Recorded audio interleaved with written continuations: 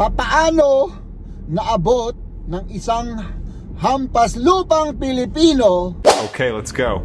ang kanyang pangarap dito sa Germany. Yan po ang ating pag-uusapan ngayon, no? So, ang gusto ko lang mga kaibigan ay siyempre mag-share ako ng aking success para magyabang. Mayabang ako mga kaibigan. Ano? Hayop ka talaga, Jeb.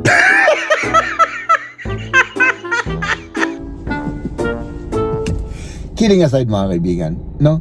Gusto ko lang i-share ito mga kaibigan para kahit papano man lang ay meron lang po tayong idea, no? Kung paano ko tinapos yung aking pag-aaral. Yun po ang aking pangarap nung pumunta ako dito. No? Kasi alam naman natin mga kaibigan na kapag wala kang tinapos kahit sa ang sulok ng daigdig, no? Ay mahihirapan po tayo makipagsapalaran, no? Patungkol sa kumbaga nabubulol ka na naman.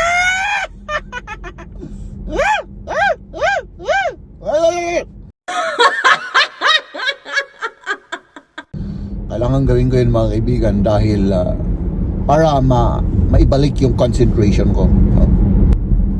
So ang ibig kong sabihin mga kaibigan, alam naman natin na kapag wala tayong natapos ay yung mga trabahong makukuha natin ay yung mga trabaho na hindi maganda or hindi mataas ang sahod kesa sa mga nakatapos, no?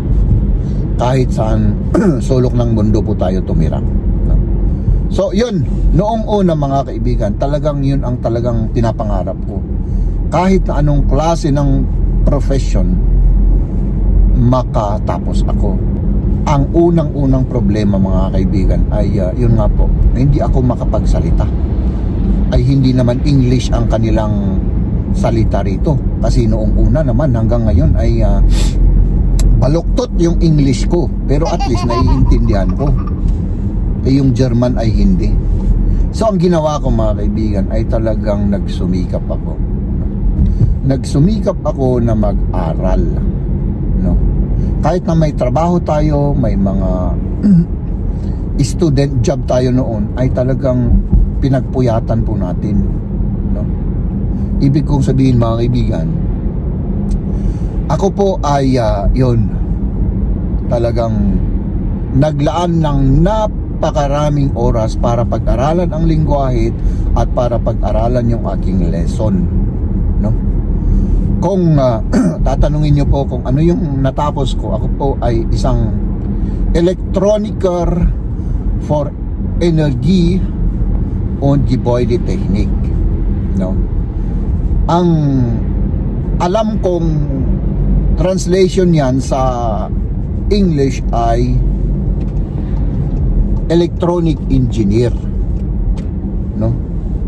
So yun po ang ating profesyon, no? At natapos naman natin kasi yung kinuha ko na yon ay mahirap. Nahirapan ako.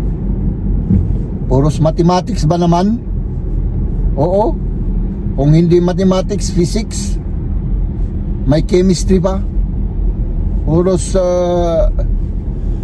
ay nako, wala kaming ibang ginawa kundi mag-solve ng mga problema, problem solving, mathematics.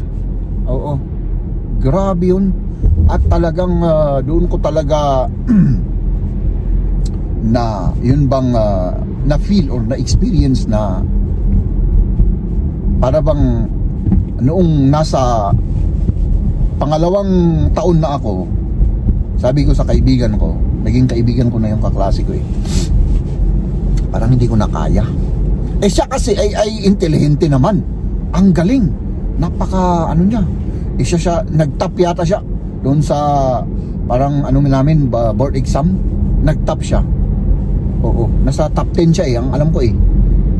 Ay syempre easy sa kanya eh, syempre ako eh mahina ang kokote ko, no? Pero kahit mahina ang kokote natin, no?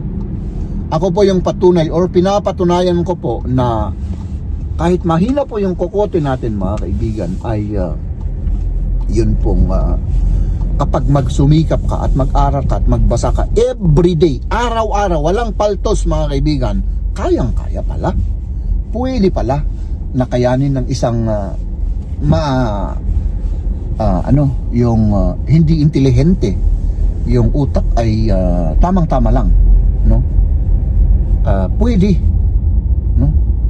So hindi isang rason yung sabihin natin na tayo ay hindi natin kaya dahil hindi tayo kasing talino ng iba. Hindi yan sagabal lang yan. At sandali lang, mag-order lang tayo ng kape, no? At yun. Morgan, hier bestellen bitte? Hallo, ich hätte gerne ein Kaffee. Große Kaffee? No, kleine Kaffee bitte. Und kommen wir dazu? Das wäre alles dann. Danke, fahren Sie po. Dankeschön. So, yun. Mga kaibigan, sagabal lang yun. No? Yun ang dapat nating isang alisin yung mga yung mga ganung klaseng mentality. Kasi hindi tayo magiging successful. Hallo! Morgen, grüß dich. Alles gut bei dir? Ja, und bei dir? No? Heute ist besser. Oh, oh. Am Freitag. Heute ist Wetter. Ja, ja, stimmt. Genau. Hast du auch frei, oder morgen? Frei, ja. Okay. So, ayun. Ang sarap ng pakiramdam, makikipag-small talk sa mga nagtitinda. Chismoso kasi ako eh. Wow. Ayun, nakikipag-small talk ako. So, ayun mga kaibigan, sa gabal, alisin natin yun sa ating mentality. Sabihin natin, kaya natin. At kapag sinabi naman natin na kaya natin, mga kaibigan, ani ganix. Dankeschön. Ciao. At kapag sinabi natin na nakakayanin natin, ay dapat may kasamang gawa, no? Hindi lang yung sasabihin na kaya, kasi lahat naman tayo ay pwedeng sabihin kaya, pero hindi po tayo lahat ay sinasamahan ng gawa, kaya hindi tayo nagiging successful. So yun ang isang success na aking mai-share sa inyo, mga kaibigan, dahil gusto ko lang i-share para at least kung may makapagpanood nito na nahihirapan sa school, na ating kababayan dito sa Germany ay medyo ma-motivate ko man lang, no? Medyo mabola ko para ma-motivate. Oo. Kasi yung pambobola sa akin, mga kaibigan, ay hindi lang ginagamit ko para mambola, kundi para mag-motivate, no? So kidding aside, mga kaibigan,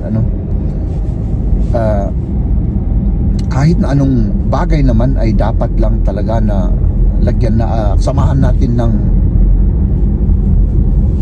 salita at gawa.